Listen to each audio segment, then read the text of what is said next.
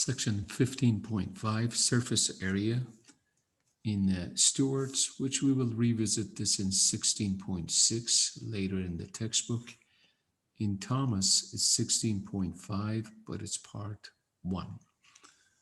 Remember the vector value function, which was defined as what? F of t, g of t in R2, and f of t, g of t, h of t in R3, where t was the parameter, and the parametric equation of the curve was given to us by x as a function of t, and y a different function of t, and z was a function of t. The bottom line is, for vector value function, t was any real number, but the range was a vector. So the tip of the vector traced out the what? The curve. However, for surfaces in R3, in order to parameterize a surface, I need two parameters, namely, let's say, some generic parameters u and v. So the parametric equation of the what? The surface looks like x is a function of u and v, y is a function of u and v, and z is a function of u and v. Remember, u and v are just dummy variables. So all it means is we need two parameters as opposed to for parametric equation of a curve, which required only one parameter. Here t goes from negative infinity to infinity, negative infinity to infinity.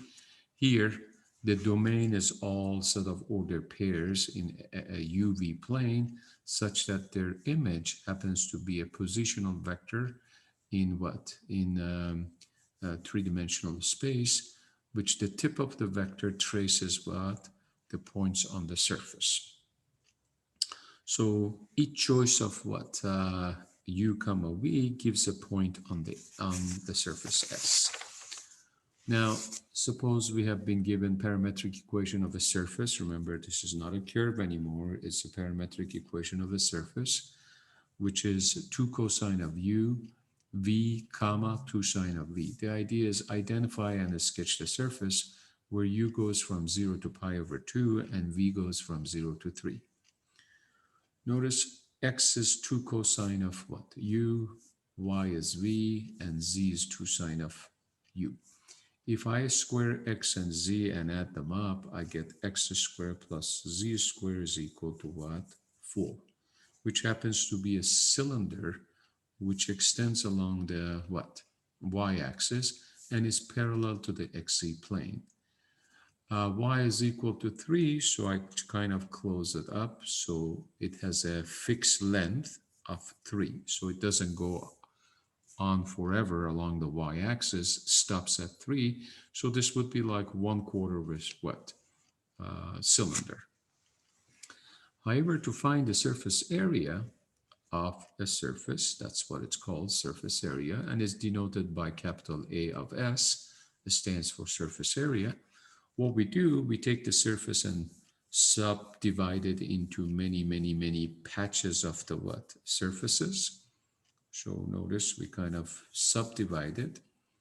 And let's say this is a typical patch on the surface at point, let's say u comma v. So the point is here, u comma v, which is the tip of the vector r of uv. If I zoom into this patch right here, there goes the typical point on the surface, which is the tip of the vector of what? R at uv. Now, if I draw the tangent vectors to this patch of the surface, each of these vectors happens to be like the first one here is partial of r with respect to u delta u, and this tangent vector is partial of r with respect to v delta v. If you remember from chapter way back in previous chapters, the area of a parallelogram, which was constructed by two adjacent vectors, namely a and b, which they form an angle of theta in between them. The area of the parallelogram was what? Was magnitude of a cross b. So if we apply that to this, so in other words, if I kind of continue on the what? tangent vectors and make this parallelogram right here. So the area of a typical patch of the surface area is what? The cross product of these two partial derivatives times delta u delta v. Remember, these are scalars, so they don't go inside. They don't. They are not incorporated with the cross product because these are numbers. These are vectors. So we only take the cross product of the vectors. However, in this case, is the cross product of the two partials, partial of r with respect to u, partial of r with respect to v. U and v are the parameters which has described or is describing what? The surface parametrically. If delta u and delta v what are small enough, so the surface area of a typical what? Patch, which we're going to denote it by Sij, okay, is partial derivative of what? Let's say u with respect to r and partial derivative of r with respect to v times du dv. So delta v delta u becomes du dv. And now if I add the areas of all those patches, so this is one of them. Remember, I have 10,000 of them right here laying on the surface. So then I'll have a double the Riemann sum. So what happens is if I take the limit of that double Riemann sum and let the number of what subintervals horizontally and vertically approach to infinity, lo and behold, I'll have the definition of what? Surface area for a what? Formula for a surface whose surface is defined parametrically by R. Remember, the parametric equation of the surface is defined by R of UV. The special case is like what would happen if I have a function of two variables. So how does this formula, which is a general formula for surface area of any continuous surface expressed parametrically, how does that apply to a function of what? Fxy. So I'm going to call this a special case of this. So in this case, if I was going to write this parametrically, so my parameters here, so x and y are what? Two parameters, which is going to define the surface, the equation of the surface. So x is x, y is y, but z is fxy. I need two partials, partial of r, this is r, with respect to x. Remember, my parameters are not u and v anymore, they're x and y. So I need two partials, one with respect to x, I get 1, 0, fx. One with respect to y, I get 0, 1, fy. I take their cross products, I get fx, comma, negative fy, comma, 1. I need their magnitudes, right? I need its magnitude. So that would be fx squared plus minus fy squared plus 1 squared. Remember, these are the partial derivatives with respect to x and y respectively. Lo and behold, I get this. Therefore, in order to find the surface area of a surface whose equation is expressed explicitly in terms of x and y, we use this formula, which is double integral of square root of 1 plus partial derivative of f with respect to x squared plus partial derivative of what? F with respect to y squared dA. And the region here is the projection of the what? Surface on xy plane. So depending whether this is dy dx or dz dy or dz dx, then the projection will be accordingly adjusted. So it might be xz plane or yz plane here. It all depends what your area element is. So the bottom line is equation number 1 is a general case of equation number 2, Or equation number 2 is a special case of equation number 1. Equation 1 works all the time for every surface as long as it's continuous and you have the parametric equation of the surface. But equation number 2 only works for these kind of functions, where z is a function of x and y explicitly. So let's see a couple of examples quickly. Find the surface area. Okay. Uh, Part of the plane z is equal to 10 minus 2x minus 5y, which lies inside the cylinder. So you have the cylinder, then there's this plane, but we like to, the plane goes on forever in every direction, but we are only interested in portion of the plane which lies inside the cylinder. So therefore now you are restricting what? The dimension of the plane. Otherwise, plane extends in all directions forever. So basically, if this is the plane inside the what? Cylinder, so we like to find the surface area of this plane which lies inside the what? Cylinder. In other words, this is your surface. This is just a restriction on the surface. Okay. So what you do, you take partial derivative of z with respect to x, which is -2, partial derivative of z with respect to y, which is -5, and then follow the formula, which is what? Square root of 1 plus f of x squared plus fy squared, and you take the square root, and then you perform the double integral over a region R. In this case, the region R, the projection of this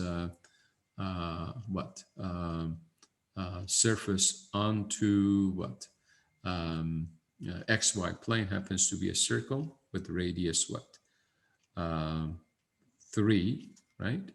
So that would be x squared plus y squared is equal to 9 right there. All right.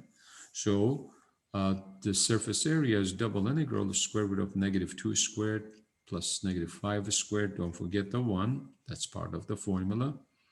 And if you evaluate this, that would be square root of 30. If you pull the square root of 30 out of the double integral, which is constant, so you get double integral what? 1 dA. Remember, first time we learned double integral, if the integrand for double integral is 1, this represents the area of region R. So there is no need to compute this because the region is a circle and I know the formula for area, which is what? Pi R squared. So there is no calculus involved here. Do you see it? That's really the beauty of this particular problem. I ended up with a constant times a double integral whose integrand is 1, but that represents the area of the region, and the region is what? A circle, right? Right here, right here. Excuse me. So I don't need calculus. I know the formula for the area of a circle, which is pi r squared. And lo and behold, the surface area of that plane, which happens to be inside the what? Cylinder, is 9 pi square root of 30 square units, because it's the area. So it's like, square feet or square centimeter or square meter and so on and so forth. Example number 2 is what? You're trying to find the surface area, part of the sphere that lies above the plane, what? Z is equal to 1.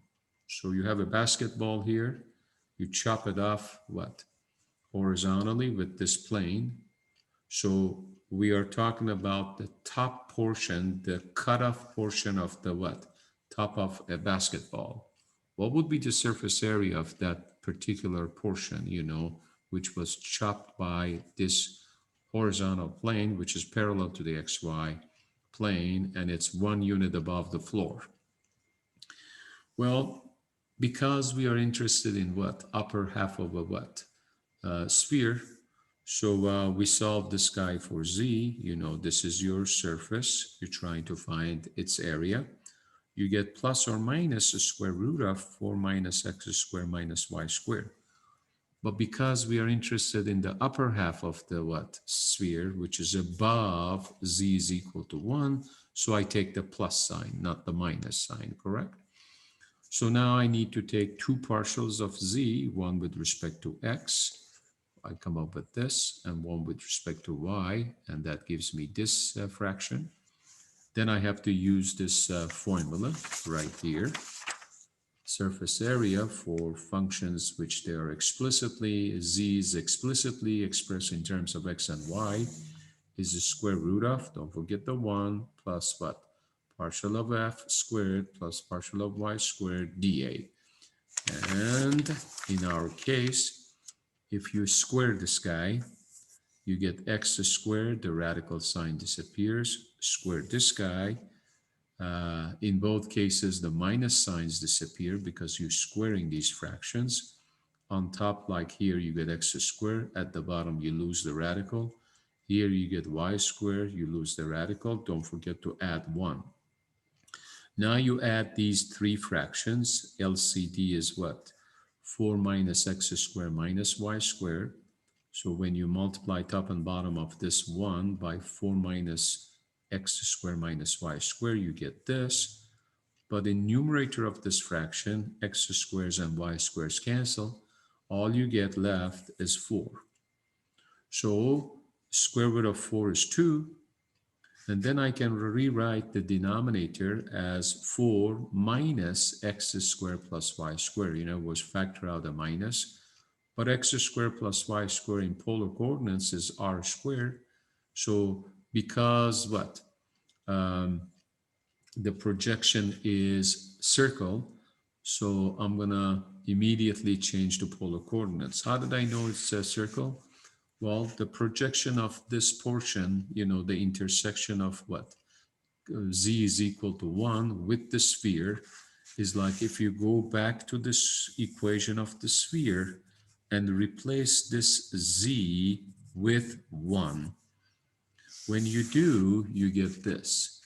You get x squared plus y squared plus 1 is equal to 4. So that gives you x squared plus y squared equals 3. So therefore, the radius is the square root of 3. It's not 3. Remember, that's r squared. So the radius is 3. So that's why I switch to polar. So I get double integral. Square root of 4 is 2. Divided by, so I'm splitting the radical. So I'm writing it as radical 4 divided by radical what? 4 minus x squared minus y squared, which is the same as 4 minus r squared. So now r goes from what? 0 to square root of 3, correct? And because I need the surface area of the entire what? Top of half of the, what is it? Sphere. So I got to go 360 for theta. So that's why theta goes from 0 to 2 pi. However, here, this does, although it looks intimidating, but it's not. If you let u be 4 minus r squared, du is negative 2r dr. Don't forget your area element has a r in it, so that gets to be attached to the 2, and then you will have your full du, and you go from there, and the answer comes up to nice and easy answer like 4 pi square units. So the surface area of the sphere, which has been chopped by this plane right there, which looks like this, happens to be exactly 4 pi square units. Remember, we said we do not change the answers to decimals because we need the exact answers, not approximation. Thank you.